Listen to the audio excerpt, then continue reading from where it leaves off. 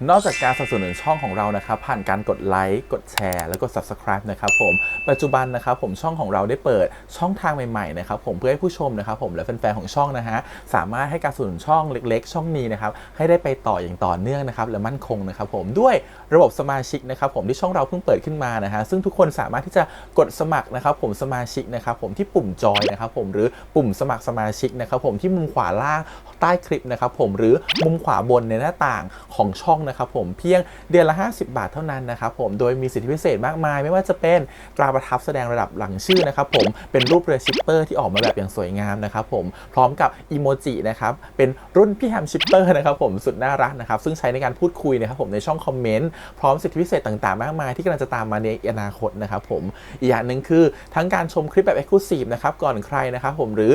โอกาสที่จะได้ทำกิจกรรมต่างๆร่วมกันในอนาคตนะครับผมก็สำหรับสมาชิกเท่านั้นนะครับผมที่เก็บสิทธิ์นี้เอาไว้ให้กับทุกๆท่านนะครับแต่หากระบบสมาชิกยังไม่หนำใจนะครับผมเรายังมีช่องทางอื่นให้สนับสนุนกันนะครับผมไม่ว่าจะเป็นระบบซุปเปอร์แตงนะครับผมซึ่งหากผู้ชมเนี่ยเจอสัญลักษณ์นะครับรูปหัวใจนะครับผมที่มีดอลลาร์ไซน์นะครับผมหรือสัญลักษณ์รูปเงินดอลลาร์อยู่เนี่ยข้างใต้คลิปใดคลิปหนึ่งเนี่ยสามารถที่จะคลิกนะครับผมเพื่อโดเนทนะครับผมแทนคำขอบคุณนะฮะเพื่อเป็นการสนับสนุนช่องได้นะครับหรือจะเป็นการโดเนทนะครับผ่านบัญชีธนาคารนะครับผมซึ่งได้ใส่รายละเอียดเอาไว้แล้วนะครับข้างใต้คลิปนี้นะครับผมเอาไว้ที่คำบรรยายใต้คลิปนอกจากนั้นนะครับผมเรายังได้เปิด Line Open Chat นะครับซึ่งชื่อว่า ATS Channel Family นะครับผมก็เลยขอเชิญชาวช่องทุกคนนะครับผมเข้าร่วมห้องแชทได้โดยไม่มีค่าใช้จ่ายใดทั้งสิ้นนะครับผมเอาไว้พูดคุยแลกเปลี่ยนข่าวสารกันนะครับผมในครอบครัวของเราและผมได้จัดทำสติกเกอร์ลายรุ่น Lovely พี่แฮมนะครับชิปเปอร์นะครับเอาไว้เป็นสติกเกอร์ที่ใช้พูดคุยกันด้วยนะครับจะได้ใช้คุยกันในกลุ่มก็น่ารักดีนะครับผมหรือจะเอาไปใช้คุยกับเพื่อนๆส่วนตัวก็ได้นะครับไม่ติดอะไรเลยนะครับผมตั้งใจทำออกมามากๆนะฮะเพียงชุดละ35 บาทเท่านั้นนะครับผมใช้ได้ตลอดชีพนะครับผมก็หวังว่าทั้งหมดนี้นะครับผมจะเป็นเรื่องราวดีๆที่จะเกิดขึ้นกับช่องของเราและชาวช่องของเราทุกคนนะครับผมเพื่อมุ่งหน้าต่อไปสู่ปี 2023 ปีนี้และก้าวต่อไปด้วยกันอย่างมั่นคงนะครับผมอย่าลืมสนับสนุนกันนะครับขอบคุณครับ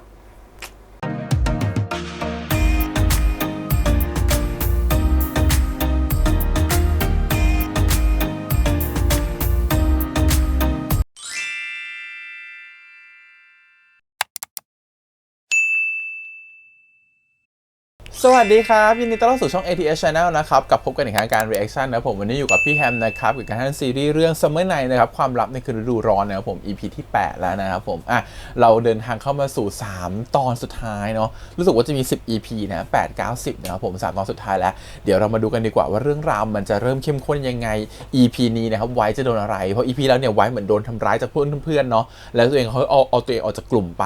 ทีเนี้ยเขาเลฟกลุ่มไปเรียบร้อยแล้วปัญหามันจะเกิดกับไว้นะสิเพราะมันจะมีคนที่ไม่น่าไว้ใจอยู่นะครับผมที่จะแอบชอบตัวของไว้แล้วก็ทำให้เพื่อนๆเนี่ยแตกคอกันและปั่นป่วนกันเดี๋ยวรอดูซิว่า EP นี้จะเป็นยังไงเพื่อนๆจะเข้าไปช่วยไว้ยังไงแต่ก่อนอื่นเราขอบคุณก่อนนะครับผมทาง GMTV ที่ Ariana Reaction ได้นะครับไปดูกันเลยครับผมกับ Summer Night ครับผมความลับในคืนฤดูร้อนครับผม EP ที่ 8 ครับไปเลย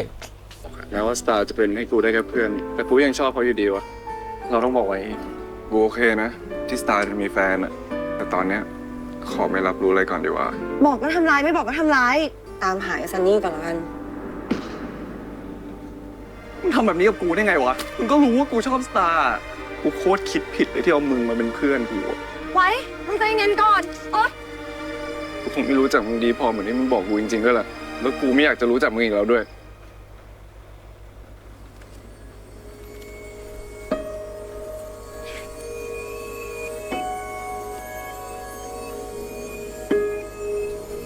ผมเป็นแค่คนเห็นแก่ตัวคนหนึ่งเดี๋ยวก่อนสิลูนเซราเลิกยุ่งกับเราตัวแล้วละครต้องเติบโตขึ้นอันนี้คือการก้าวพัฒนาของตัวละครเป็นคนอ่อนแอเป็นคนหนีปัญหา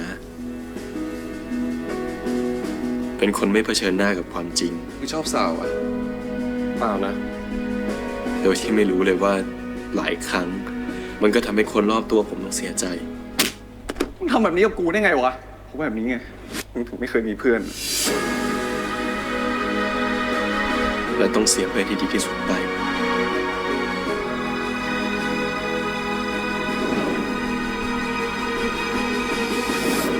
ไอ้ลูนเดี๋ยวเรามาดูกันว่าความจริงของ EP ที่ 8 จะทำให้ตัวละครพัฒนาขึ้นหรือเปล่ามาเร็วจังวะ ปากไปโดนที่อะไรมาวะ ไม่มีอะไร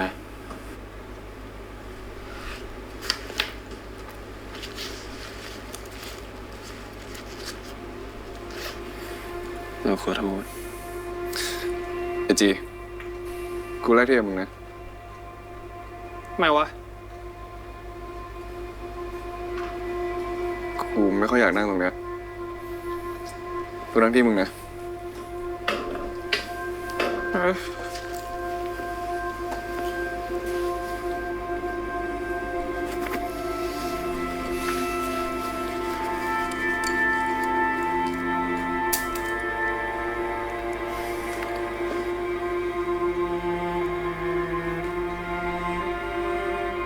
ไว้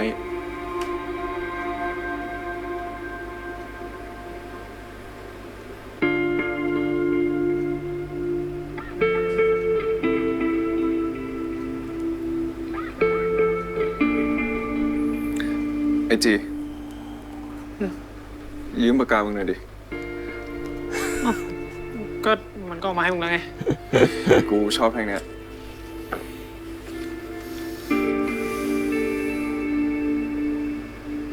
พวกมึงเป็นเฮียอะไรวะเนี่ย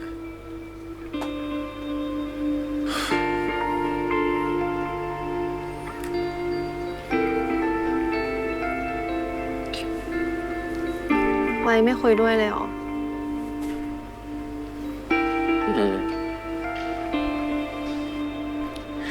ดาริกา เธออยู่ห้องเดียวกับทิวากรใช่ไหม ค่ะ ถ้าเจอฝากบอกด้วยนะ ว่ามิสเรียก มีอะไรหรือเปล่าคะมิส เหลือทิวากรคนเดียวเลยนะ ที่ยังไม่ส่งรายงาน ถ้าเขาไม่ส่ง มิสคงต้องให้เขาตกวิชานี้ หืม ครับมิส มีส่งแน่นอนครับ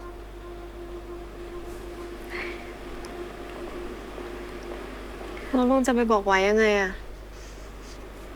โอ้แต่เครียดเลยไม่ได้ทำกันบ้านนะสิ ใครที่ได้รายงานแล้วกลับบ้านได้เลยนะคะ คนต่อไปนนทรัตน์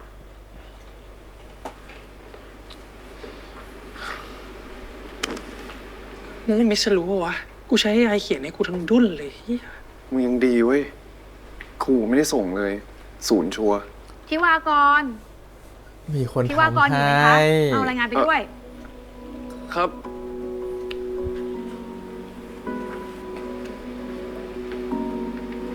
คนสุดท้ายนิรวัตร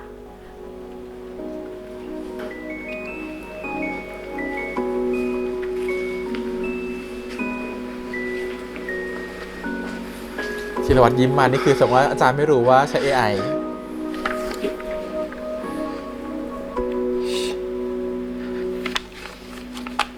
ไหนมึงบอกไม่ได้ส่งไง กูไม่ได้ทำจริงๆ อันนี้กูไม่ได้ส่งเว้ย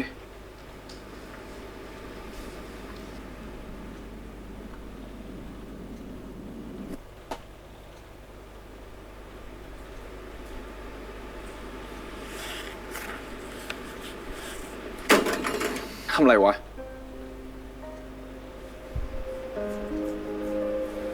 ทำอะไร ก็นี่ไง คืออะไร เห็นไม่ได้ส่ง ก็แค่อยากให้มึงส่ง มึงไม่ต้องยุ่งกับชีวิตกูได้เปล่าวะ มึงเพื่อนกูเหรอ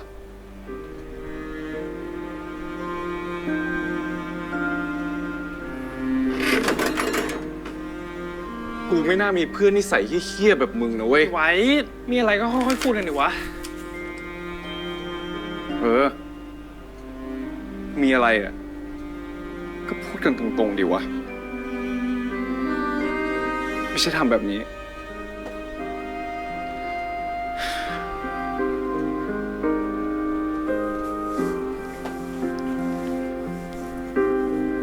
คือถ้าเคยเจอคนที่ไม่ชอบคนโกหกก็คือเขาไม่ชอบจริงๆนะ ยิ่งกับเพื่อนสนิทยิ่งแบบโมโหขึ้นไปอีกอะไรอย่างเงี้ย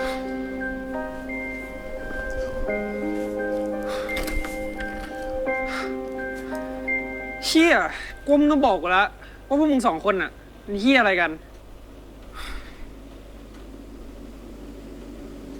ไอ้ลูกมันเป็นแฟนกับสตาร์ตั้งแต่ปิดเทอม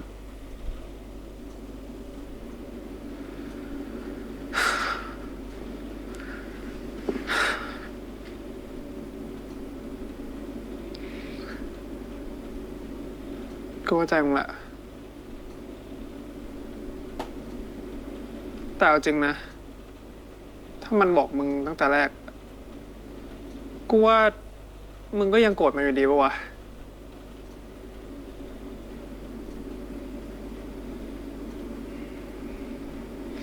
ถ้ากูเป็นมันอะกูก็คงไม่กล้าบอกมึงอะ ทำไมวะ ดูมึงดิ คำก็สตาร์ 2 คำก็สตาร์ ก็เลยต้องปิดเป็นความลับแบบนี้อะนะ เป็นเพื่อนกันแท้ๆมันไม่บอกอะไรกันตรงๆวะ ก็เขาก็มองคนละมุมเนาะ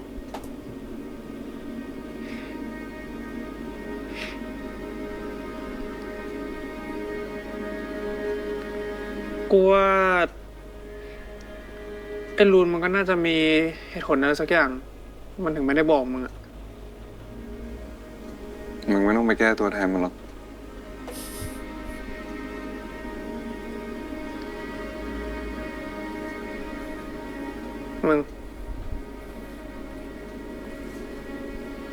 มึงว่ากูเคยมีความลับกับมึงปะ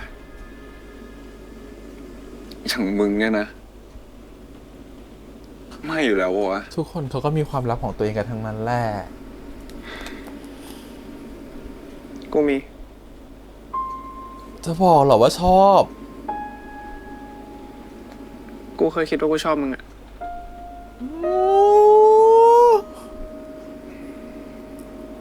แต่ตอนนี้กูก็รู้แล้วว่า กูไม่ได้ชอบมึง ประเด็นก็คือ กูก็ไม่ได้บอกมึงเหมือนกัน ตอนนั้นกูก็ไม่กล้าบอกมึงเหมือนกัน อืม เพราะกูกลัวว่ามันจะทำให้มึงอึดอัดอะ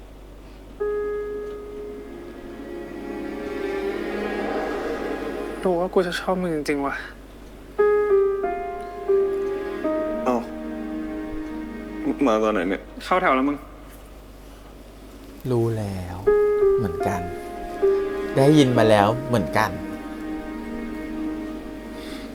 ตั้งแต่ม .4 ใช่ปะ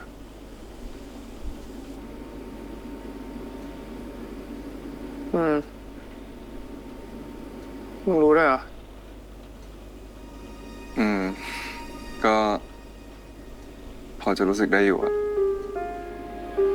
แล้วทำไมมึงไม่พูดวะ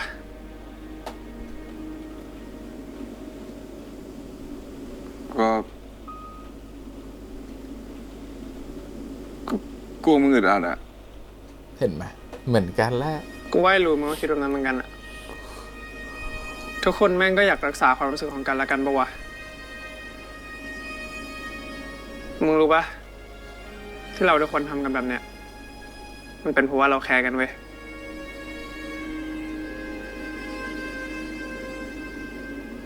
มึงก็น่าจะรู้ว่าไอ้รูนเป็นคนยังไง มึงน่าจะรู้จักมันดีที่สุดนะเว้ย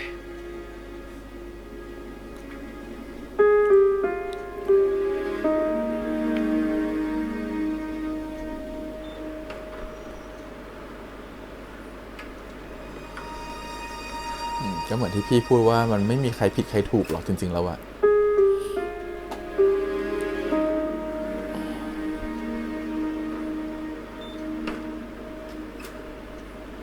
ไว้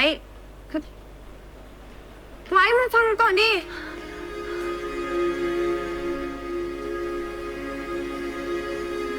มันไม่มีใครผิดใครถูกแต่จะรู้ช้ารู้เร็วก็รู้เหมือนกัน อืม ฮัลโหลครับพี่ อันนี้คือสิ่งสำคัญ สวัสดีครับ อาหารที่สั่งไว้มาส่งแล้วครับ ครับผม เดี๋ยวพี่วางไว้ข้างล่างเลยนะ เดี๋ยวผมลงไปเอา อ๋อได้ครับ ขอบคุณครับ จะเจอใคร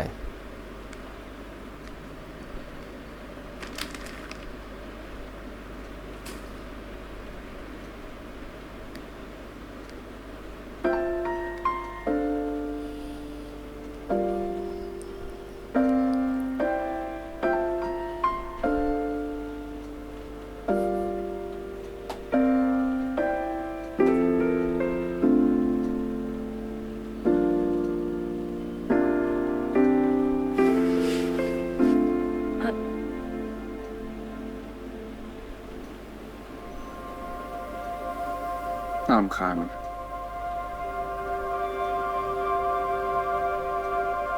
เหมือนปาสเตอร์มึงอะเดี๋ยวรำคาญจะหาย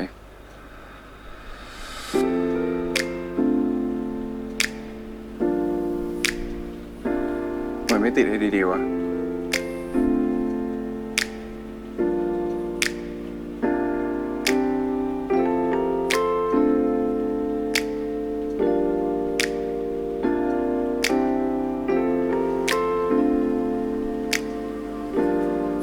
แล้วหนูขึ้นมาห้องเขาเฉยเลย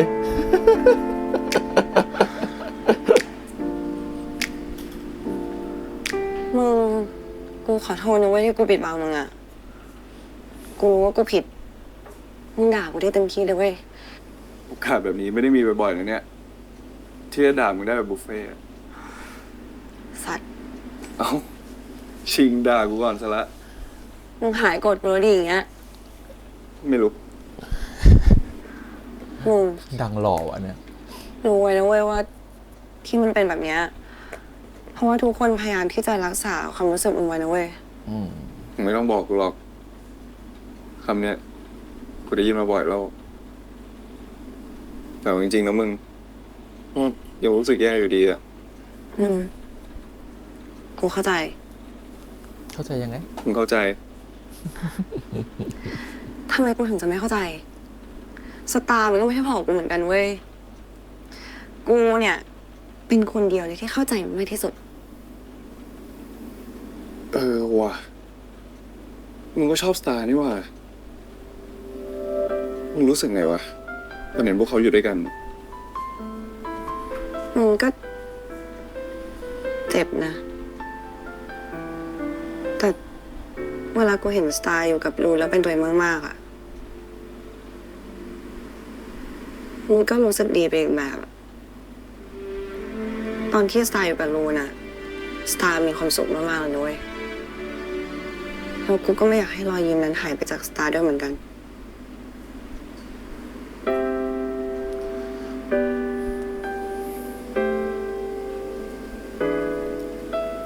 เอาจริงๆนะมึง กูแค่รู้สึกแย่เว้ย กูไม่เคยโกรธเลยนะที่สตาร์เลือกรูนอะแต่ที่กูโกรธอะก็เพราะว่าเพื่อนไม่บอกอะไรกูเลยสักคำ จริงๆมันก็จะหาจังหวะบอกมึงอยู่นั่นแหละแล้วตอนนี้เนี่ยมึงก็คงอยากจะขอโทษมึงมากๆด้วย รีบคืนดีได้แล้ว เออ กูไม่ปล่อยมันเป็นแบบนี้ไปหรอก สักวันหนึ่งอะคงให้อภัยมันได้แหละมึง ไม่อยากจะทะเลาะกับมึงแหละโคตรน่ากลัวเลยอะ โอ้โหขวัญเอ้ยขวัญมา อย่ามาแตะกูรำคาญ เดี๋ยวกูไปแล้ว เออ อุ้ย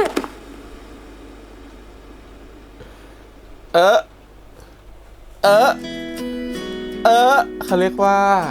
คนหัวอกเดียวกัน สะดุดรักที่พักใจ กูกลับละ It started with a kiss อ่ะ มีอะไรอีก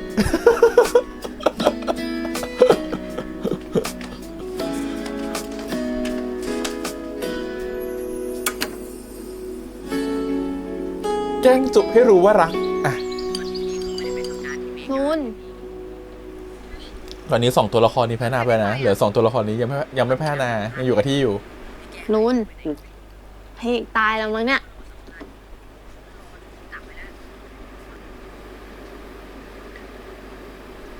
คิดเรื่องไว้อยู่ใช่ไหม อืม เดี๋ยวเราคุยกับไว้เอง ตั้งแต่ตอนนั้นเราก็พยายามหาโอกาสคุยกับไว้เหมือนกันอะ ไม่เป็นไรทุกอย่างมันเกิดขึ้นเพราะเราอะเราอยากเป็นคนแก้ไขเอง เราแค่โกรธตัวเองอะผลสุดท้ายก็ไม่เคยเปลี่ยนเลย เราก็ยังเป็นคนเดิมที่หนีปัญหาเหมือนเดิม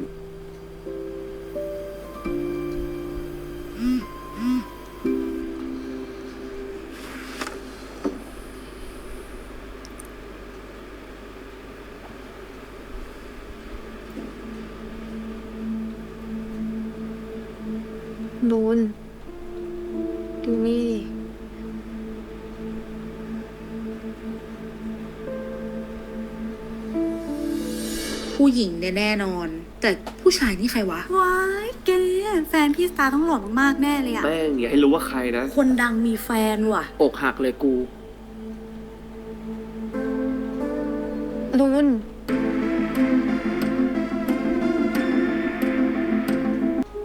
ลุงมาเห็นหรือยัง อ๋อเห็นแล้ว เฮ้ยสอตอนี่ใครวะ สอตอโรงเรียนเรามันก็มีอยู่คนเดียวป่าวะมึง อ๋อ แล้วผู้ชายเป็นใครวะ ไม่รู้ดิ ผู้ชายโรงเรียนเราหล่อๆมันก็มีกันอยู่ไม่กี่คนป่าวะ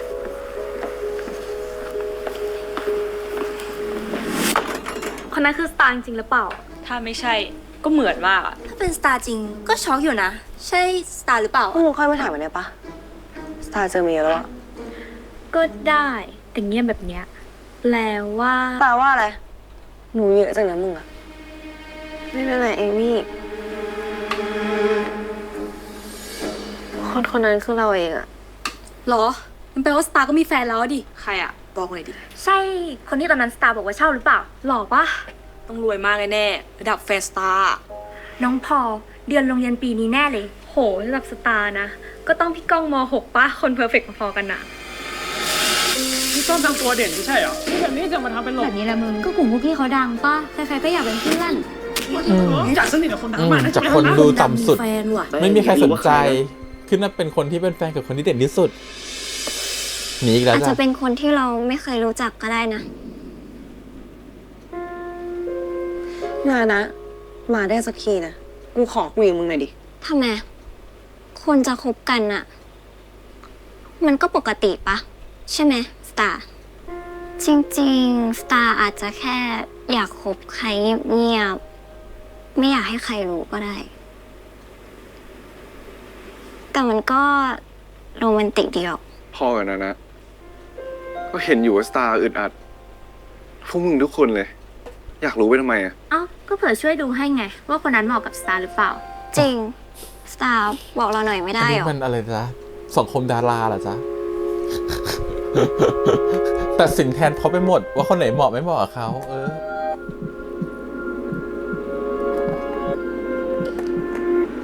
เราเนี่ยแหละ แฟนสตาร์จบ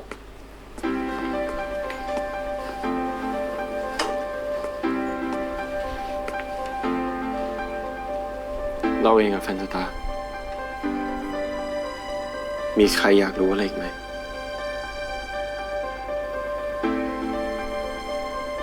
งั้นเรากับสตาร์ขอตัวกันนะ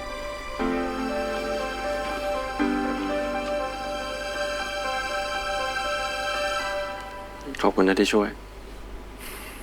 กูช่วยสตาร์ ไม่ได้ช่วยมึง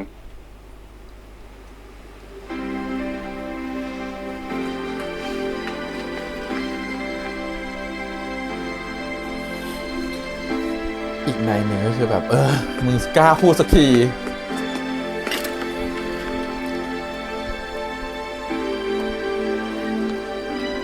ไว้ เราขอคุยด้วยหน่อยดิ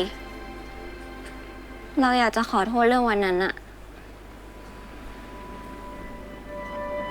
เราขอโทษนะไว้ เรื่องวันก่อนอะ ไม่เป็นไรเลย เราไม่เป็นไรหรอก จริงๆ เราตั้งใจจะบอกไว้เรื่องลูนกับสตาร์นั่นแหละ แต่ไอวี่ดันห้ามไว้ก่อนอะเราขอถามอะไรหน่อยดิ ทำไมไว้ถึงชอบสตาร์หรอ ก็เพราะว่าสตาร์เป็นคนที่ทำให้เราเปลี่ยนไป ใช่เรื่องที่สตาร์ไปบอกไว้เรื่องชมรมวาดรูปหรือเปล่า นี่นารู้ได้ไงหรอ สตาร์ไม่ได้จะชวนไว้ตั้งแต่แรกหรอก เราเองแหละ ที่เป็นคนไปบอกสตาร์ สตาร์ ลองชวนคนนั้นดูไหม เหมือนเขาจะยังไม่มีชมรมนะ ไว้เหรอ อ้าว สตาร์รู้จักด้วยเหรอ รู้ดิ เราเป็นหัวหน้าห้องนะ ว่ะ ได้ เดี๋ยวลองชวนดู ตอนที่ไว้เกเร ตอนที่ไว้อยู่คนเดียวอะเราเห็นไว้มาตลอดเลยนะ เราอยากอยู่ข้างไว้ทุกช่วงเวลาเลยนะ เราอยากให้ไว้มีความสุขอะ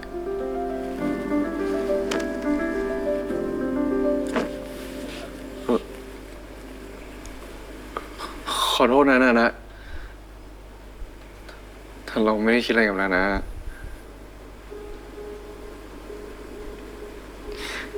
ทำไมอะเราทำขนาดนี้แล้วอะไว้ยังไม่สนใจเราอีกเหรอ จริงๆ ถ้าไม่ได้เราอะคนทั้งโรงเรียนคงไม่รู้หรอก ว่ามันมีแฟนแล้ว เอานะหมายความว่าไงอ่ะ เราแค่อยากให้ไว้รู้อะว่าสตาร์มีแฟนแล้ว เขาต้องการให้เธอช่วย แล้ว เหร มัน อ ก็แอบคบเพราะอยากอ่อยไว้ต่อแน่ ไม่หรอกนะที่พวกมันแอบคบกันอ่ะก็เพราะว่า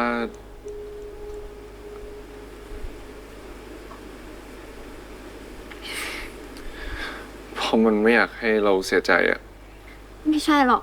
จริงๆ ถ้าไม่มีมันสักคนอะไว้อาจจะรักเราบ้างก็ได้ โอ้ย เรายอมทำทุกอย่าง ความรักของคนที่ทำทุกอย่างเพื่อความรักโดยที่ เพื่อได้อยู่ข้างๆไว้นะ นะ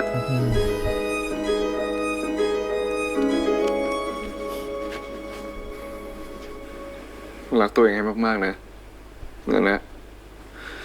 แล้วอย่าไปทำแบบนี้กับผู้ชายคนไหนอีกขอโทษนะ แต่เอาคลิปนี้ไปปล่อยแน่เลย ว่าโดนทำร้ายฉันว่าล่ะ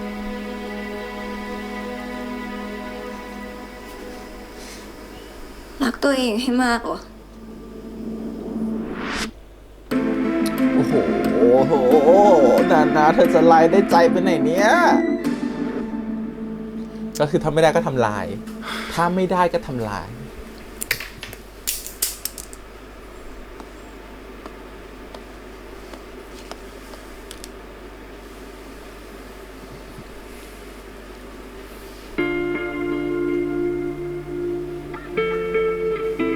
ขอโทษ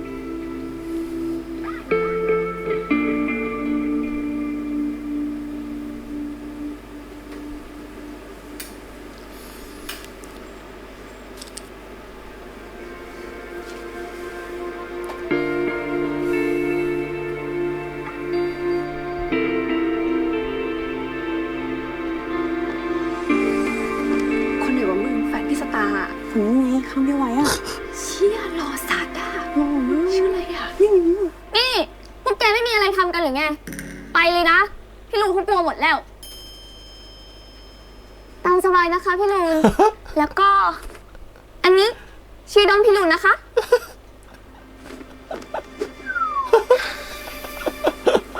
เดี๋ยวไว้ชิน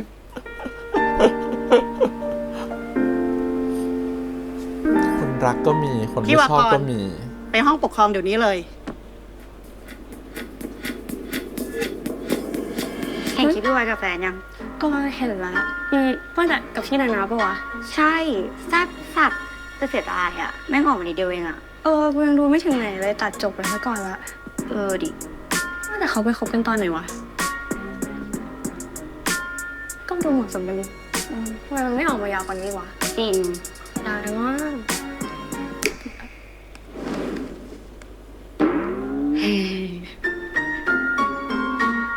พักการเรียนเลยเหรอวะ ดิ กูลองขอให้พวกสภายฟังมา แล้วเขารู้ได้ไงว่าหลุดมาจากไว้อะ ตอนนี้มันจะหลุดมาจากไหนก็ไม่สำคัญนะสตาร์แต่เรื่องมันน่าจะบานปลายไปถึง แม่แต่อย่าบอกนะว่า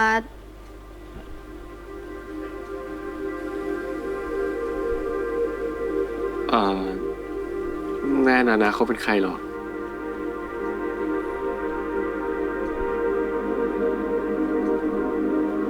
ฮะ ประธานสมาคมผู้ปกครอง ดิมีนะคอนเน็กชันความน่าเชื่อถือในกลุ่มพ่อแม่อะแล้วกูก็ได้ยินมาว่าพ่อเขาเป็นนักการเมืองหรือเป็นอะไรสักอย่าง น่าจะมีเส้นสายพอตัว ยังไงโรงเรียนก็ต้องเกรงใจปะวะ แต่พี่มั่นใจว่าเพื่อนพี่ไม่ได้ทำจริงๆใช่ปะ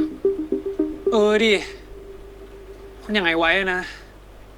ไม่มีทางอะ ถ้าพี่มั่นใจแบบนั้นก็ไม่เห็นต้องกลัวอะไรเลยนี่ครับ ผมว่าโรงเรียนพี่น่าจะ ให้ความยุติธรรมแล้วก็มองข้อเท็จจริงมากกว่าเส้นสายหรือว่าอำนาจนะครับ ไม่จริงเลยลูกหนูลูก ดูโอ้โหกาแฟสั่นขนาดนี้ดูลูก กาแฟครับกาแฟ ถ้าทางโรงเรียนยังไม่จัดการกับเด็กคนนี้อย่างเหมาะสม ฉันจะเอาเรื่องให้ถึงที่สุด แต่มาสเตอร์ครับ ผมไม่ได้ทำนะครับ ใจเย็นนะครับคุณวิภา ไม่ได้ทำหรอ แล้วคลิปเนี้ย เธอจะบอกว่ายังไง แค่เนี้ยลูกสาวฉันก็ไม่รู้จะเอาหน้าไปไว้ที่ไหนแล้ว นะพูดเลยหน่อยได้ไหม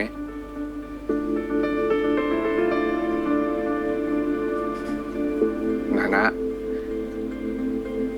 ยังไงทางโรงเรียนก็ต้องจัดการให้ถึงที่สุด ไม่งั้นฉันไม่ยอมจริงๆด้วย มาสเตอร์ก็รู้ว่าฉันทำอะไรได้บ้าง คุณวิภาใจเย็นก่อนนะครับ ถ้าเราพิสูจน์ได้ว่า เรื่องนี้ที่วากรเป็นคนทำจริง ๆ เนี่ย เราจะลงโทษเราให้ที่วากรเนี่ยพักการเรียนไปเลยครับ พักการเรียนเลยเหรอคะ ใช่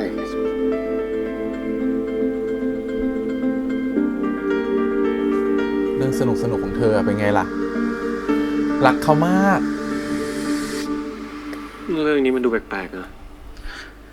แปลกไม่แปลกไม่รู้อะแต่กูว่าแม่นานามันต้องเล่นใหญ่สัสๆอะ เอาจริงถ้าตั้งใจจะปล่อยคลิปหลุดอะทำไมไม่ปล่อยให้หมดวะ ก็เขาอาจจะไม่ได้อยากให้เห็นต่อจากนั้นปะ หรือถ้าเราหาคลิปเต็มได้มันอาจจะช่วยไว้อะไรได้บ้างไหม ก็น่าคิดนะแล้วทำไงอะ พวกมึงไม่ต้องทำอะไรแล้วแหละ ไว้ มาสเตอร์ว่าไงบ้างวะ ก็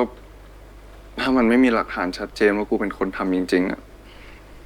กูก็ไม่โดนพักการเรียน แต่กูขอบคุณพวกมึงมากๆเลยนะเว้ย ที่พยายามจะช่วยกูอะแต่ถ้าพวกมึงช่วยกูเรื่องนี้อะพวกมึงจะเดือดร้อนไปด้วยนะเว้ย กูอะไม่อยากให้ใครต้องมาเดือดร้อนเพราะกู ไว้ ทำไมมึงยอมแพ้ง่ายจังวะ กูคิดมาดีละ ไม่ว่าจะทางไหนอ่ะก็ทำลายทุกคน รวมถึงนั้นนะบางทีกูก็ว่าปล่อยเป็นแบบเนี้ยคงดีที่สุดแล้วแหละ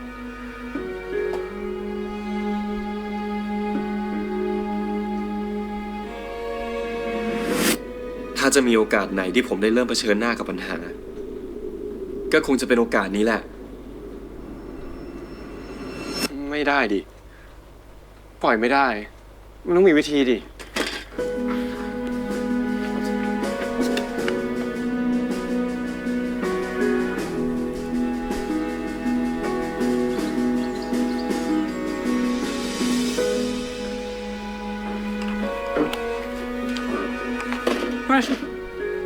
วันนี้รุนไม่มาเหรอ ไม่รู้เหมือนกันวะยังไม่เห็นมาเลย มานะ เมื่อเช้ายังเจออยู่เลย อ๋อ แล้วมาไปไหนอะ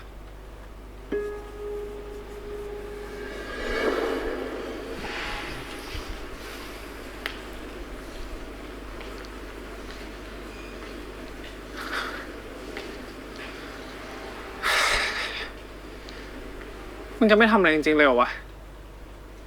กูพยายามแล้วเว้ย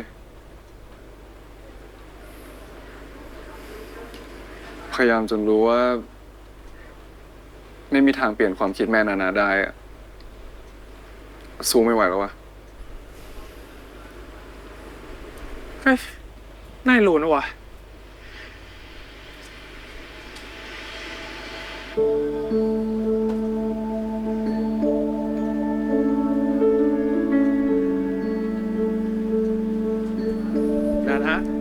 นานะเดี๋ยวก่อนนานะ รุนพอเหอะไม่มีอะไรต้องพูดแล้วปะ เฮ้ยน่ารู้นะวะ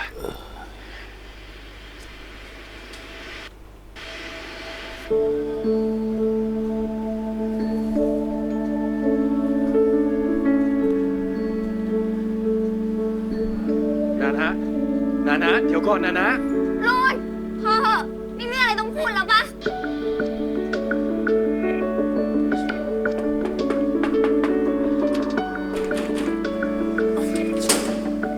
มีอะไรหรือเปล่าครับ พอจะเป็นไปได้ไหมครับ ถ้าผมจะขอดูกล้องวงจรปิดตรงห้องแลบอะครับผม ไม่ได้หรอกน้องต้องไปต่อมาสเตอร์แล้วขอทำเรื่องขอมา ขอจริงๆนะครับพี่ผมขอพี่ครับ ผมขอพอดีผมทำของหายในนั้นน่ะมันสำคัญมาก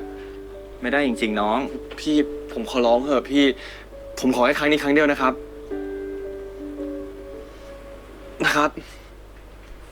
ขอบคุณครับ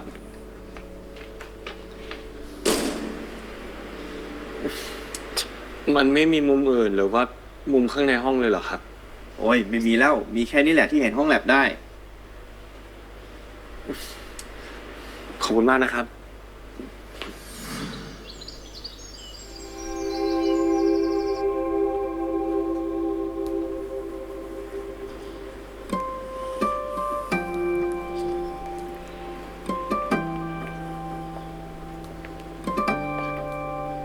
อ้าว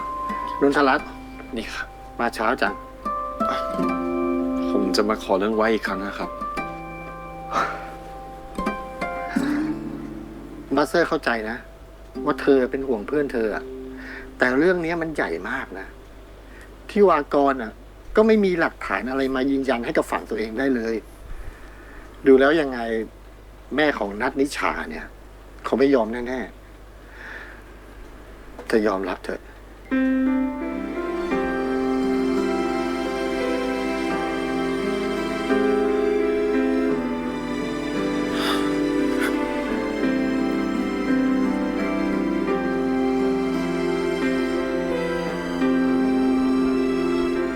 มึง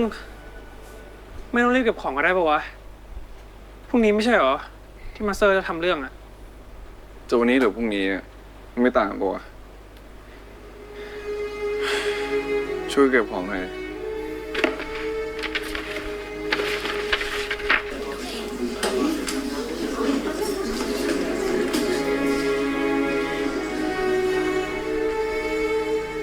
ผมเคยคิดว่าถ้าวันหนึ่งผมกล้าพอที่จะเผชิญหน้ากับปัญหา ผมคงช่วยเหลือใครได้บ้าง แต่สุดท้ายก็ไม่เลย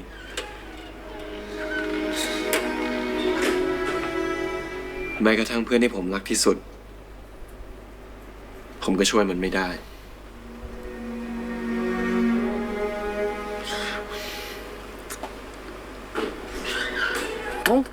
มันก็ไม่ได้ล็อกนี่เอาวะผมขอเก็บตอนกลางแป๊บเดียวครับ เอาเลยปิดประตูไว้ด้วยล่ะ อ้าว แล้วกล้องล่ะ อ๋อ เก็บตั้งแต่เมื่อวานละกลัวทิ้งข้ามคืนแล้วมันหายอ่ะ ใช่ เมื่อวานเปิดดูอ่ะ มีใครไม่รู้ยืนอยู่ข้างหลังอ่ะ กล้องเลยไปโฟกัสแต่ข้างหลัง เสียหมดเลยอ่ะ ดูดิ โห งั้นลบไปเถอะ ทำใหม่ดีกว่า เกรด GPA มีผลต่อการเรียนหมออีก5 ปีข้างหน้าของเรานะ จริงด้วยว่ะ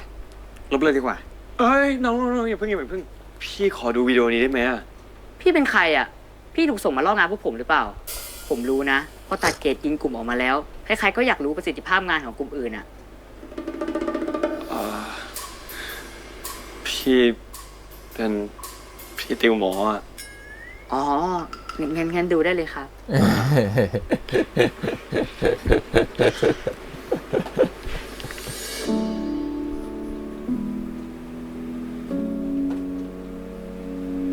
มันก็ช่างบังเอิญ พี่ขอคลิปนี้ได้ไหมอะ โชคดีาก พี่จะเอาไปทำอะไรอ่ะ จะเอาไปแอบส่งงานหรือเปล่า พี่จะเอาไปส่งโอลิมปิกวิชาการแทนน้องๆไง อ๋อ งั้นเชิญเลยครับ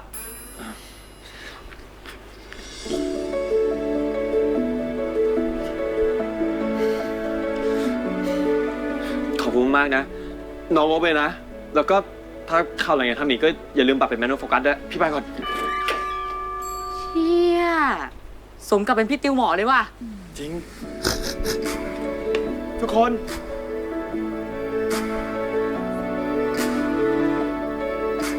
นี่สินะ ความรู้สึกที่ผมเอาชนะปัญหาได้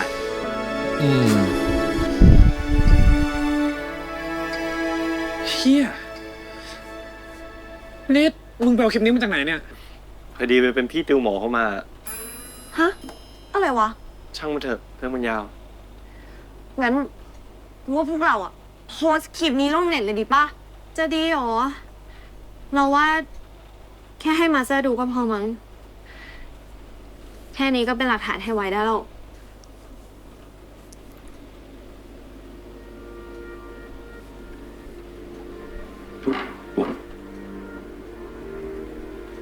กูขอคลิปนี้นะ มึงลบคลิปให้กูด้วยนะ ฮะ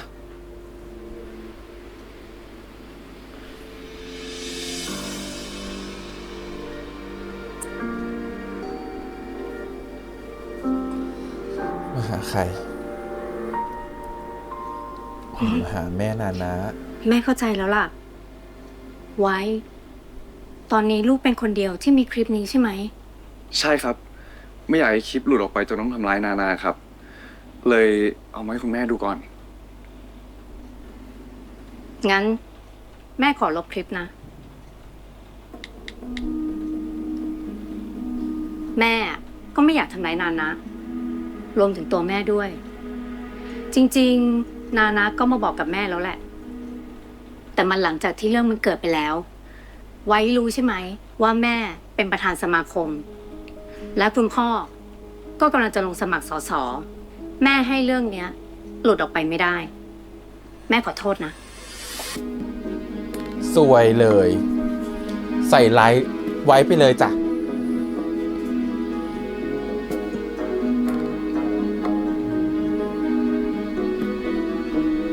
ก็นิสัยไม่ต่างกันทั้งแม่ทั้งลูกเห็นแก่ตัวจ้ะ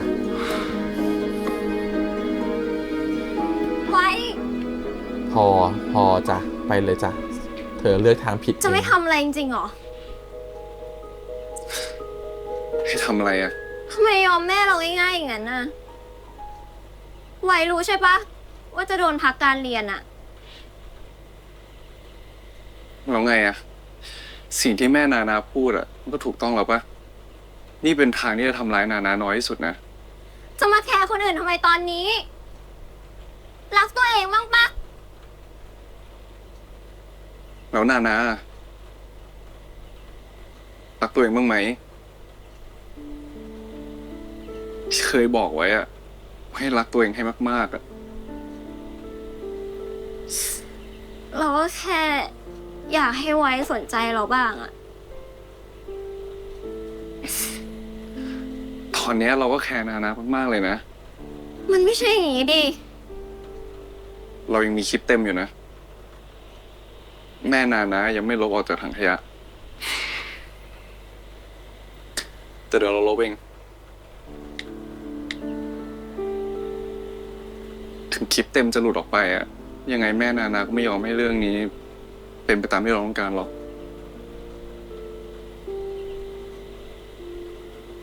เพราะฉะนั้นความจริงตอนนี้ มีแค่เราสองคนนะที่รู้อะ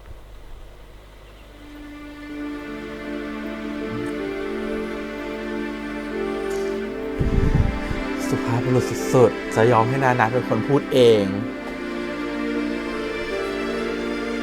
แต่ตัวเองก็กลับมานั่งร้อนใจเป็นกังวลเบสว่านานาจะยอมบอกไหม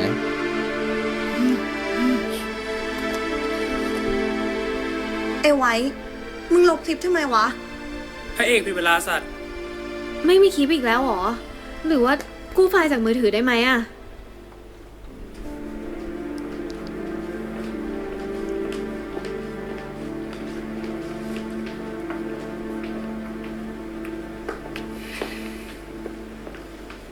ชื่อวากร เดี๋ยวกูจะ input โค้ด A โค้ด B โค้ด C เข้าด้วยกัน พอกู debug โค้ด A โค้ด B เสร็จอ่ะ กูจะ crossfade ทุกอย่างมารวมกัน แล้วสุดท้ายอ่ะ พอเล่นทุกอย่างมัน extract ออกมา กูว่ามันน่าจะได้ เชี่ยมึงทำตัวมีประโยชน์ก็วันเนี้ยแหละ พี่ไม่เคยขึ้นไฟล์มาก่อนเหรอ เปล่า กูดู YouTube มา แล้วกูก็พูดมั่วๆตามหนังแล้วมันดูเท่อะ โอ้ย มันก็ดีกว่าไม่ทำเหี้ยอะไรเลยปะวะ พวกมึง ต่อจากเนี้ยไม่ต้องพยายามแล้วนะ เฮ้ยทำไมมึงพูดอย่างนี้ไว้ไอ้ไว้ พวกเราทุกคนเนี่ยพยายามช่วยมึงนะเว้ย กูขอบคุณทุกคนนะเว้ยที่พยายามช่วยกูอะแต่ต่อจากเนี้ยกูคง แกล้งแล้วฉันว่า มาโซนเนี้ยฉันว่า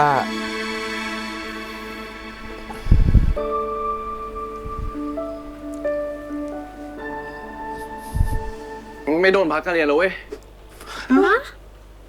หมายความว่าไม่โดนโทษอะไรเลยเหรอ เอ้าแล้วมึงจะดึงให้พวกกูเครียดทำเหี้ยอะไรเนี่ยฮะ แปลว่าแม่นายอมแล้ว นานายอมพูดอะสิ แม่นานะคือว่า นัทธิชาเขาบอกความจริงทุกอย่างหมดแล้วนะ ว่าเธอไม่ได้ทำอะไรแบบในคลิป แล้วแม่นานาครับ เขาน่าจะคุยกันแล้วล่ะ สุดท้ายเขายอมแล้วก็ไม่เอาเรื่องกันแล้วนะ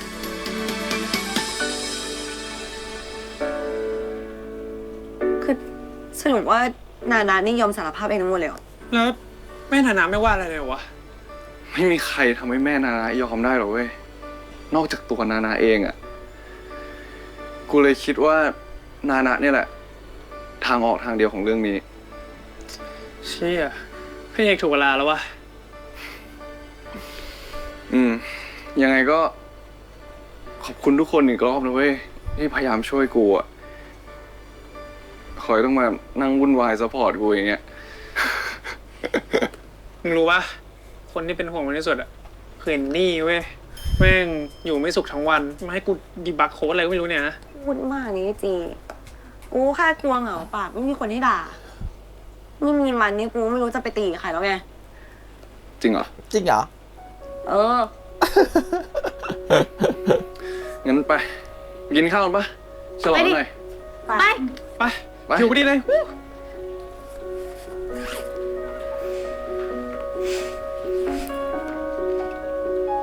เรื่องเหลือเรื่องของลูน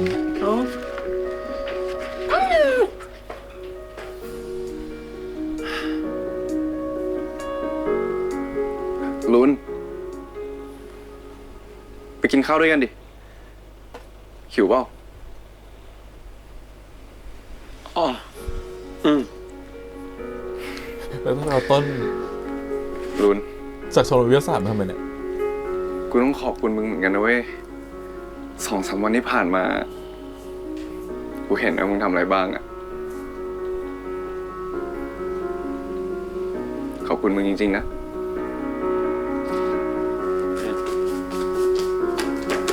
แบบนี้แสดงว่าพวกมึงหายโกรธกันแล้วใช่ปะ ยังอะ เอ้า ไอ้ลูนอะต้องเลี้ยงข้าวกูก่อน กูถึงจะหายโกรธ ได้สิ เย้กูเนี่ยน้ำตาจะไหลในที่สุดเพื่อนรักของกูทั้งสองคนก็กลับมาคืนดีกัน แล้วสุดท้ายวันนี้กูได้แดกข้าวฟรี โอ้ยเฮ้ยรวยจริงปะเนี่ย รวยดิ กูเลยไม่อยากจ่ายนี่ไงอ่ะ ใช่ครับ ผมคือคนเห็นแก่ตัว อ่อนแอ และไม่เผชิญหน้ากับปัญหา แต่ผมโชคดีที่มีเพื่อน เพื่อนที่ทำให้ผมเปลี่ยนเป็นคนที่ดีขึ้น โอเค กล้าหาญมากขึ้น โอเค เพื่อปกป้องตัวเองและคนที่ผมรักต่อไป โอเค ต่อจากนี้ผมคงจะกลายเป็นคนใหม่ คนที่เรียนรู้จากความผิด และไม่ยอมให้อดีตแย่ๆหวนกลับมาเกิดขึ้นซ้ำอีกครั้ง เรื่องสรุปไปแล้วพี่แฮมอยากสรุปคำว่าเพื่อนพอดีเลย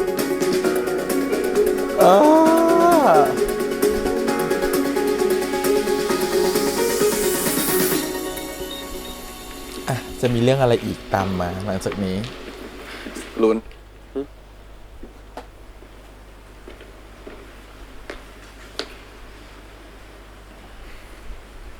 กูยอมแพ้ว่ะ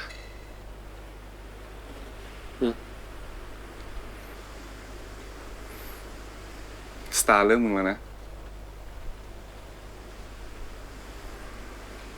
อย่าทำให้สตาร์เสียใจเด็ดขาด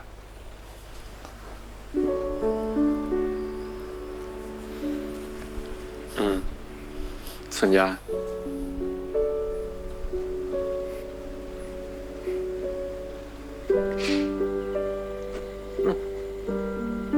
ล่า โรน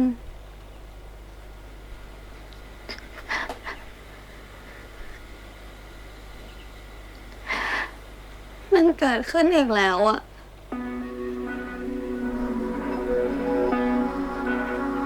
อะไรล่ะเจน่าอะไรเกิดขึ้นอีกแล้วอะเจน่าต้องย้ายที่อีกแล้วลูก มีคนมาหา เดี๋ยวเซล่าเขาจะไปอยู่อเมริกายาวๆอ่ะ เรามาทำทุกวันที่เหลือกับเซล่าให้สนุกสุดๆกันยังไงคิดว่าอยู่ แค่คิดว่าอยากจะเป็นคนใหม่ที่ดีกว่า โดนทำได้อยู่แล้ว ไอวี่ว่าคนเราสามารถแทนกันได้ไหมอะ สตาร์ลองหาจังหวะดีๆชวนรุนอีกรอบไหมแค่หาอะไรกินง่ายๆด้วยกันก็พอขอให้มันเป็น quality time ให้กันจริงๆก็พอ สตาร์คิดว่าเรายังชอบเซล่าอยู่เหรอ ความรักวัยรุ่นเนาะมันก็ยังวนเวียนอยู่แค่นี้แหละอะคิดเข้าใจผิดกันไปนู่นนี่นั่นอะไรอย่างงี้อะไม่เป็นไรนะฮะเรื่องก็ให้เราวนอยู่กับเซราแล้วก็EPจบให้แบบว่าแฮปปี้เอนดิ้งเนาะคิดว่าจะไปเล่าเรื่องของคู่อื่นบ้างนะฮะหรือว่าเพราะจริงๆมันก็ไม่มีอะไรแล้วไม่จำเป็นต้องเล่าเรื่องเซราก็ได้อาจจะจบเซราสวยๆก็ได้แต่ก็ไม่แน่หรอกเขาปล่อยมาเป็นแบบนี้เขาอาจจะปิดเซราสวยๆก็ได้ว่าเซราต้องไปอยู่เมืองนอกอีกแล้วมันเกิดขึ้นอีกแล้วหมายความว่ามันจะต้องไปเดินทางไปเมืองนอกอีกแล้วนะครับผมจริงๆอยากจะเห็นคู่ของตัวของริวกับจาว่าบ้างเนาะจริงๆก็เป็นอีกคู่หนึ่งที่แบบว่ายังมีหลายอย่างที่น่าจะเล่าได้อะไรเงี้ยแล้วก็คู่ของตัวไวท์กับตัวของไอวี่ด้วยนะฮะก็เป็นอีกคู่หนึ่งที่น่าสนใจโอเคไม่เป็นไรอะรอดูว่าอีพีหน้าจะเล่าอะไรนะครับผมแต่อีพีนี้จริงๆต้องการสรุปคำนี้เลยครับว่าเพื่อนนะฮะเหมือนกับที่เรื่องเขาสรุปตอนจบเลยว่าเพื่อนเพราะจริงๆแล้วอะเหตุการณ์ทั้งหมดเนี่ยถ้ามันเกิดขึ้นไม่ว่ากับไวท์หรือว่ากับลูนมันอาจจะมีโอกาสได้มาขอคืนดีกันมันอาจจะมีโอกาสได้มาพูดจาดีๆแต่กันไม่มีโอกาสที่จะมาปรับความเข้าใจกันไม่มีโอกาสหรือเหตุการณ์ที่จะดึงให้สองคนนี้กลับมาคุยกันอีกครั้งหนึ่งในความเป็นจริงอะนะฮะแล้วทั้งหมดทั้งมวลที่มันเกิดขึ้นได้เนี่ยมันก็เพราะเพื่อนนะฮะทำไมเราจะเห็นว่าการที่ไว้กลับมาคุยหรือกลับมามองตัวของลูนใหม่ก็เกิดจากไอวี่เกิดจากการได้ไปคุยกับตัวของไอวี่ว่าไอวี่มองว่ายังไงจริงๆแล้วตัวของลูนเขาก็ไม่ได้คิดแบบนั้นนะลูนเขาก็จริงๆเขาก็คิดแล้วแหละว่าจะพูดแต่ก็ไม่ได้พูดอะไรเงี้ยหรือการที่เขาได้คุยกับจีเวลนะครับผมว่าจริงๆคนเราก็มีความลับเหมือนกันแหละความลับเป็นแบบไหนคนเราก็อยากจะเก็บในสิ่งที่ไม่อยากทำร้ายความรู้สึกของคนอื่นบางทีเราก็คิดแทนคนอื่นมากจนเกินไปที่คิดแทนก็เพราะว่ามันคือความเป็นแคร์เพื่อนไงแต่อาจจะแคร์พี่แฮมพูดอีพีก่อนว่าคนเราบางทีมันจะแคร์กันนะครับผมมันแคร์กันด้วยการที่เราถ้าแคร์กันจริงๆมันคือการที่เราต้องเอาตัวเองไปนั่งอยู่ในเป็นตัวเขาเรียกว่าคำซัพพอร์ตจริงๆถ้าเราเอาตัวเราแบบคิดแทนเองเหมือนที่ลูนเขาคิดแต่มันก็คือการที่แคร์รูปแบบนึงแหละแต่มันแคร์ในการที่มุมที่คิดแก่ตัวเองแล้วมันแบบแล้วลูนมันมีแฝงความเห็นแก่ตัวลงไปด้วยมันพอมันผสมกันมันเลยกลายว่าจริงๆแล้วเขาไม่ได้แคร์ไว้จริงๆก่อนหน้านี้เขาไม่ได้คิดว่าไว้ต้องการอะไรเขาไม่ได้มานั่งทบทวนว่าจริงๆไว้อยากรู้ไหมพอเขาคิดไปแบบนั้นมันก็เกิดความกลัวขึ้นมาแล้วก็เลือกที่จะไม่บอกเลือกที่จะไม่พูดนะครับซึ่งในมุมของคนที่เข้าใจลูนในจุดนี้ก็คือตัวของจีเวลเพราะจีเวลก็คือเขาก็ไม่ได้คิดแทนไวท์ซะหมดหรอกเขาก็มีความรู้สึกว่าตัวเขายังสับสนอยู่ว่าตัวเขารู้สึกดีกับไวท์หรือเปล่าก็เลยเลือกที่จะเก็บมันเอาไว้เหมือนกันแล้วก็เปรียบเปรยว่าสิ่งนี้มันก็สิ่งเดียวกันแหละการที่เลือกที่จะไม่พูดก็เช่นกันไวท์มันก็เลยกลับมาคิดได้ว่าตอนที่เขาได้ยินว่าจีเวลบอกรักเขามันก็คงความรู้สึกเดียวกับตอนที่สตาร์ได้ยินว่าตัวของไอวี่บอกรักเขาอะเนาะมันก็เกิดความอึดอัดเขาก็ไม่กล้าพูดออกไปว่าตัวเองจริงๆแล้วเขารู้ความจริงนะว่ามันรู้สึกยังไงเขาก็เลือกจะเก็บเอาไว้แล้วปล่อยให้เรื่องมันดำเนินต่อไปก็เช่นกันต่างคนต่างมีความลับครับเรื่องมันถึงชื่อว่าความลับนี่คือฤดูร้อนเนาะว่าทุกคนมันมีความลับกันหมดแหละแต่มันเพื่อที่จะพูดหรือไม่พูดเพราะอะไร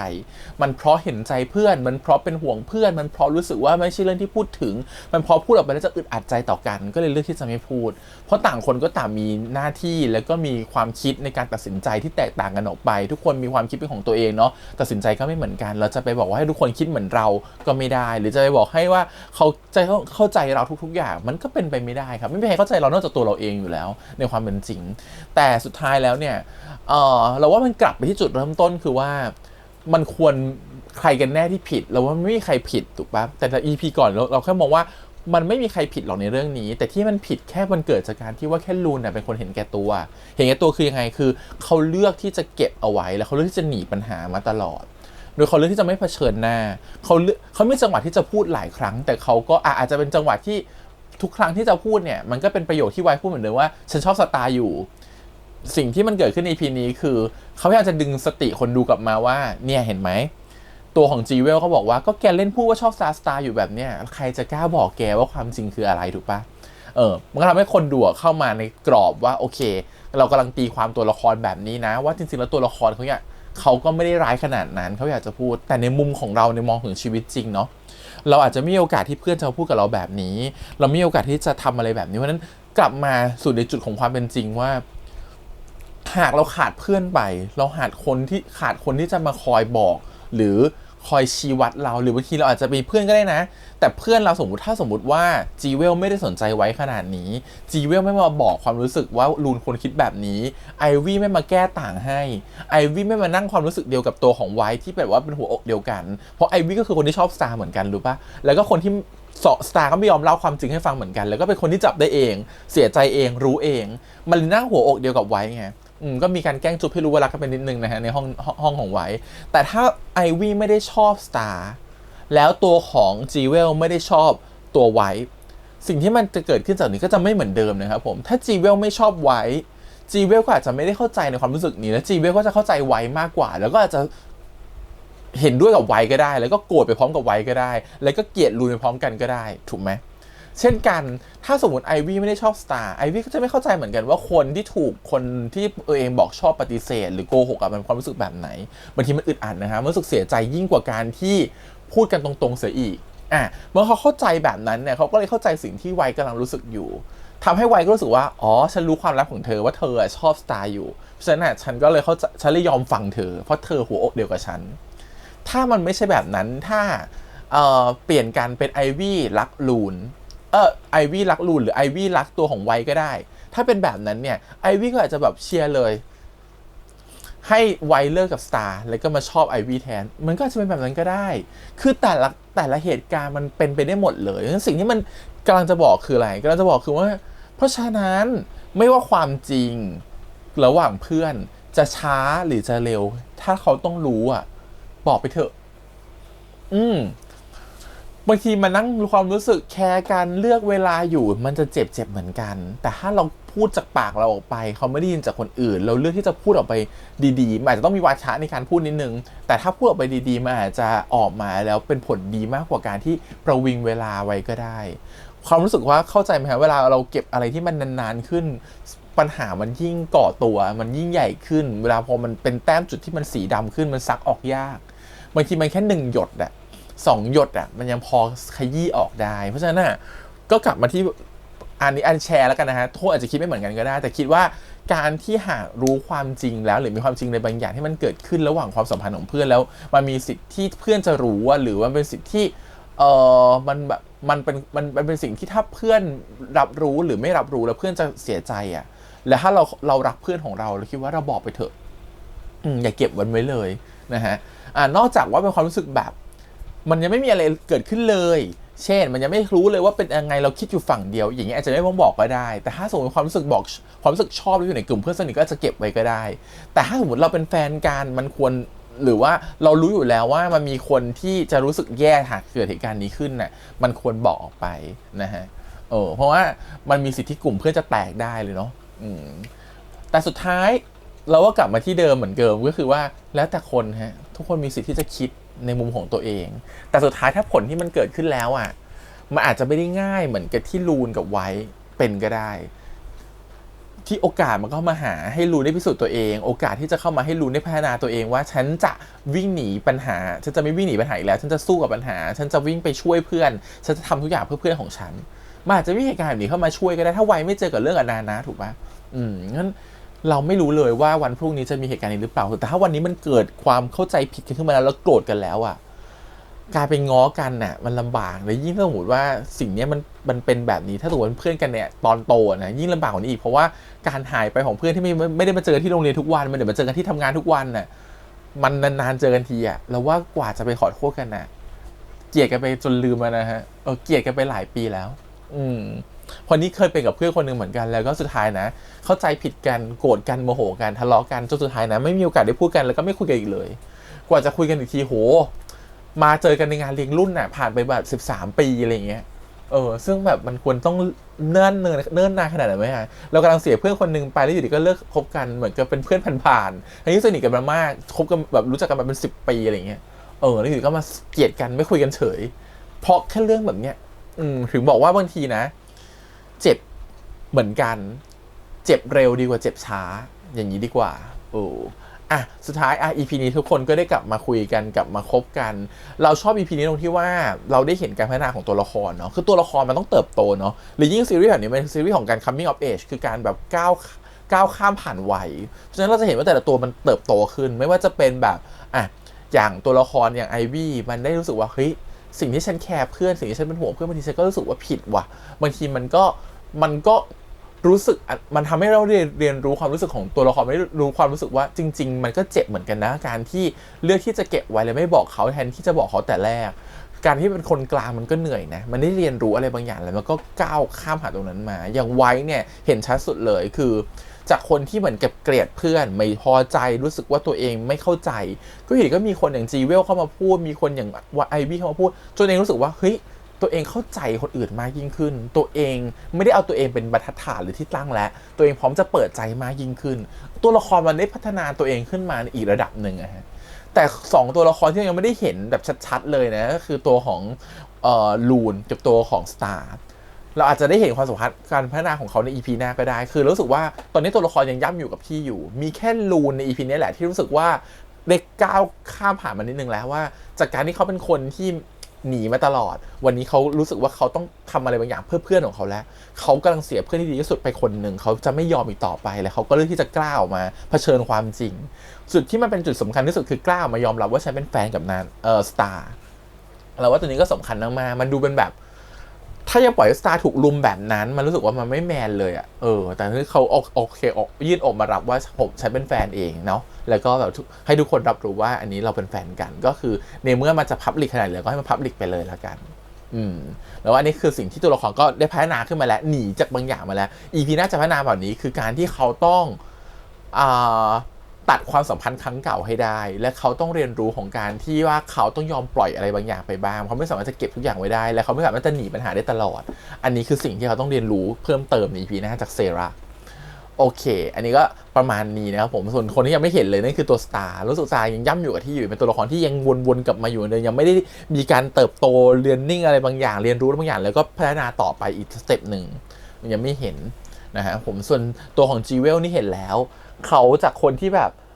รวยๆเนาะแล้วเขาก็รู้สึกว่าต้องทำอะไรบางอย่างเพื่อพิสูจน์อะไรบางอย่างเพื่อความรักของเขาอะไรเงี้ยเขาก็ได้ผ่านตัวนั้นมาแล้วอย่างนี้เขาก็ข้ามอีกสเต็ปหนึ่งแล้วเหมือนกัน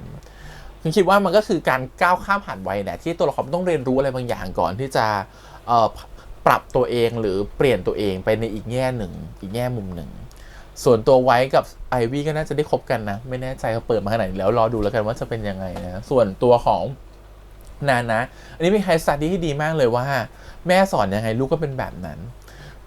คือแม่เนี่ยเป็นคนที่มีหน้ามีตาและห่วงภาพลักษณ์ถูกไหมขณะที่ลูกแบบไม่ห่วงภาพลักษณ์ตัวเองเลยสนใจแต่ความรักสนใจแต่ความทุ่มเทก็คือแต่สิ่งที่มันเหมือนกันคืออะไรไหมมันคือความที่คิดว่าถ้าฉันทำแบบนี้ฉันต้องได้สิ่งนี้คิดว่าสิ่งที่สำคัญที่สุดก็คือการได้รับผลตอบแทนจากสิ่งที่ฉันลงไปมันอาจจะเห็นไม่ชัดในตัวของนานะในตอนนี้นะแต่สิ่งที่นานะกำลังทำอยู่เมื่อสะสมสิ่งนี้ลงไปเรื่อยๆพอโตขึ้นแล้วว่านานะก็จะไม่ต่างกับคุณแม่คือทุกอย่างฉันจะรักษาเพื่อผลประโยชน์ของฉันถ้าใครทำมาไม่ดีตอบฉันก็จะไม่ดีตอบกลับไปอะไรที่เป็นการปกป้องภาพลักษณ์ของฉันปกป้องสิ่งที่เป็นหน้าเป็นตาของฉันก็จะปกป้องเราว่าอันนี้มันคือสิ่งที่ขั้นกว่าคุณแม่นี่พัฒนามาจากขั้นกว่าของนานะอีกทีหนึ่งแต่มาซ้อนกลับมายังไงหมายความว่าเมื่อคุณแม่ห่วงภาพลักษณ์คุณแม่ไม่สนใจถูกผิดแล้วมันกำลังไม่เห็นว่าจริงๆแล้วทำให้ลูกของเขาก็ไม่สนใจถูกผิดเหมือนกันว่าอะไรถูกหรืออะไรผิดถ้าลูกเขาไม่เห็นใจไวนะเขาไม่บอกความจริงหรอกถูกปะมันหมายความว่าอะไรหมายความว่าถ้าเขาเกลียดใครแล้วเขาก็ใส่เต็มที่ได้เหมือนกันแปลว่ามันคือสิ่งเดียวที่มาจากแม่นั่นแหละก็คือเขาไม่สนใจหรอกถูกผิดเป็นยังไงแต่ตอนเนี้ยในเมื่อความจริงมันเปลี่ยนไปแล้วมันดำเนินไปแล้วในแบบที่ผิดก็ต้องปล่อยมันผิดต่อไปเพราะถ้าพอความจริงมันออกมาแล้วลูกฉันเสียหายฉันก็ไม่ยอมดูสิเป็นแบบเนี้ยสุดท้ายก็เคลียร์กันได้แล้วว่าสุดท้ายถ้าแม่เขาจะมีอำนาจคุยกันได้ว่ามันเป็นเรื่องเข้าใจผิดนู่นนี่นั่น ก็จบถูกปะมันก็อาจจะดูดีขึ้นได้ไม่เหมือนกันแต่สุดท้ายแล้วว่าเราชอบที่ไว้บอกว่าถ้าฉันทำไปอ่ะไม่ว่าแบบไหนอ่ะมันก็ต้องมีคนเจ็บ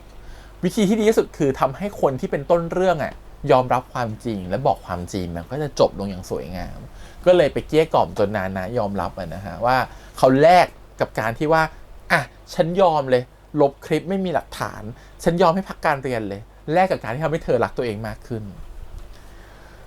คำว่าแต่มันก็กลับกันนะมันก็เป็นการที่เขาไม่ยอมเขาก็เลือกที่จะไม่รักตัวเองเหมือนกันเพื่อให้คนคนหนึ่งรู้สึกว่ารักตัวเองมากขึ้นก็ยอมแลกกันไปเลยแหละสุดท้ายนานะก็เข้าใจแล้วก็นานะก็ยอมที่จะช่วยตัวของไว้นะฮะก็รอดมาได้มันไม่เห็นว่าจริงๆความรักบางครั้งมันทุ่มเทไปแค่ไหนฮะถ้าเขาไม่รักก็คือไม่รักการที่เราทุ่มเทไปจนหัวเหนื่อยวิ่งตามเขาขนาดนั้นแล้วสุดท้ายแล้วมันก็แบบมันเหนื่อยเราอะค่ะ